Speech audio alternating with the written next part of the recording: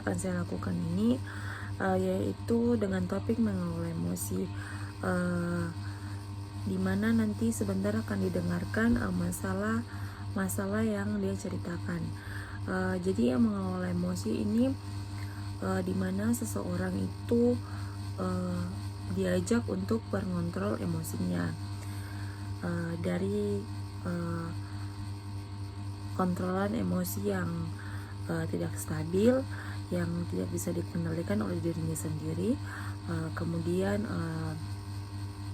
diajarkan untuk bisa mengontrol emosi dengan baik, dan kemudian juga bisa mengontrol emosi pada tempat-tempat yang nantinya emosinya diluapkan. Kemudian pada sesi konseling ini akan diberikan solusi-solusi yang ada beberapa teknik solusi yang nanti diberikan pada saat konseling. Kemudian mengelola emosi ini juga bisa membantu untuk mendapatkan kesan yang baik dari sesama teman-teman sebaya dan juga dari lingkungan. Selamat pagi, Bu. Iya, selamat pagi. Boleh perkenalkan namanya? Ya, Bu, jadi perkenalkan nama saya Vika Eharewi, Bu. Ya, Vika. Kalau boleh tahu, Vika masih sekolah atau sudah lulus? Masih sekolah, Ibu. Oke. Kemudian Vika datang ke sini juga sudah tahu informasi dari mana? Ya, Ibu, jadi saya itu mendapat rekomendasi dari teman saya, Ibu. Oh iya. Umur Vika berapa? 16, Ibu. Ya, 16. Kalau boleh tahu, Vika datang ke sini ada keluhan atau masalah apa yang Vika alami? Ya, Ibu, jadi menurut saya Ibu, akhir-akhir ini saya mengalami kesulitan untuk mengontrol emosi, Ibu.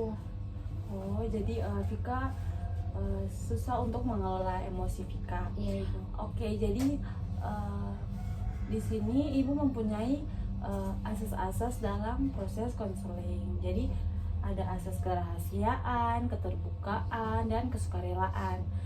Nah, asas-asas tersebut yang tadi Ibu sudah sampaikan itu, yang asas kesukarelaan yang tadi Vika sudah bilang, Vika mendapatkan rekomendasi, kemudian Vika datang ke sini dengan sukarela tanpa paksaan dari diri Vika sendiri.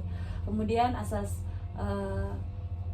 kerahasiaan, apapun yang nanti Vika sampaikan kepada ibu, masalah yang Vika alami, jangan takut untuk menyampaikan kepada ibu. Ibu akan merahasiakan semua masalah dan nanti Vika sampaikan kepada ibu. Kemudian dalam proses konseling ini kita berdua akan menjaga rahasia. Kemudian keterbukaan, Vika jangan ragu untuk terbuka kepada ibu, karena yang tadi asas kerahasiaan. Jadi Vika dengan terbuka saja berbicara dengan terbuka, jangan menyimpan-nyimpan. Vika harus berbicara sesuai dengan Vika punya masalah yang Vika alami. Ya, jadi Vika boleh menceritakan masalahnya Vika. Vika susah mengontrol emosinya itu di mana, masalahnya di mana, kasusnya bagaimana? Ya, Ibu, jadi akhir-akhir ini Ibu, saya itu merasa emosi saya itu meluap-luap, Ibu. Tidak tahu cara untuk mengontrol emosi dan kenapa sampai saya itu tidak bisa menahan emosi saya, Ibu. Jadi saya itu kayak gimana, Ibu? Oke. Mungkin ibu nanti akan memberikan solusi, kemudian memberikan penyelesaiannya dengan Vika. Tetapi yang perlu Vika ketahui bahwa segala sesuatu yang dilakukan dengan emosi akan berdampak buruk bagi aktivitas-aktivitas kita, apalagi Vika yang duduk di bangku sekolah. itu nanti membuat teman-teman itu merasa kurang nyaman dengan Vika ya. Jadi mungkin solusi yang ibu ambil untuk Vika yaitu sebelum Vika meluapkan emosi, berikan waktu atau berikan kesempatan buat otak, mulut itu kayak berbicara, berpikir, supaya apa yang nanti Vika menyampaikan kepada orang atau perkataan itu tidak menyinggung perasaan orang lain dan nanti itu bisa menyebabkan masalah ya. Kemudian selain Vika punya susah untuk mengontrol emosi, selain masalahnya itu apalagi?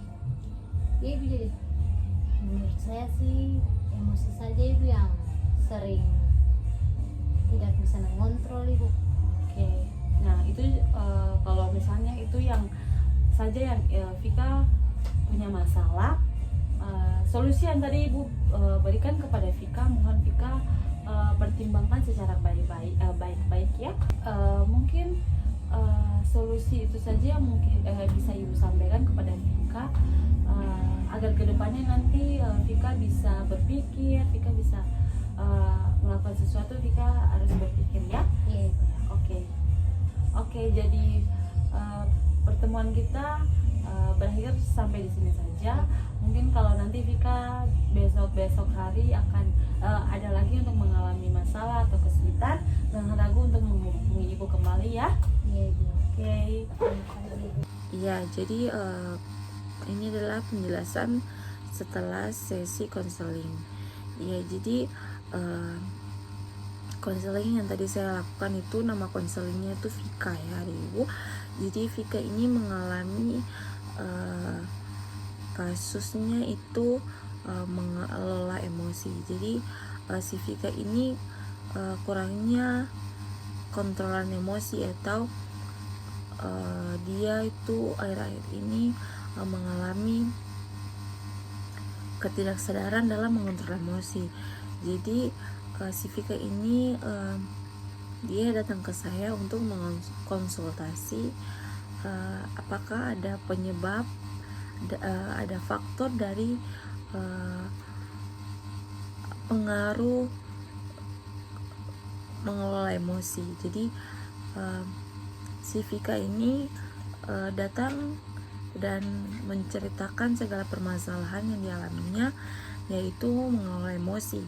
Jadi si Vika akhir-akhir ini merasa bahwa dirinya itu lebih ngegas dalam berbicara, menanggapi sesuatu itu dengan emosi yang berlebihan, sampai kadang membuat temannya itu juga ikut emosi.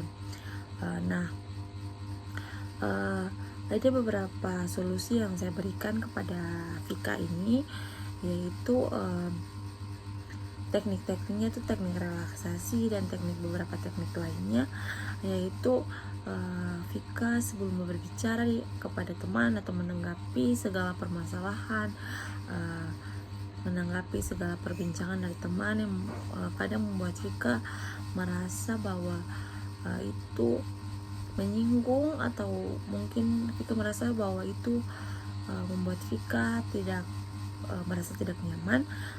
Nah, Vika harus berpikir sebelum melakukan sesuatu, kemudian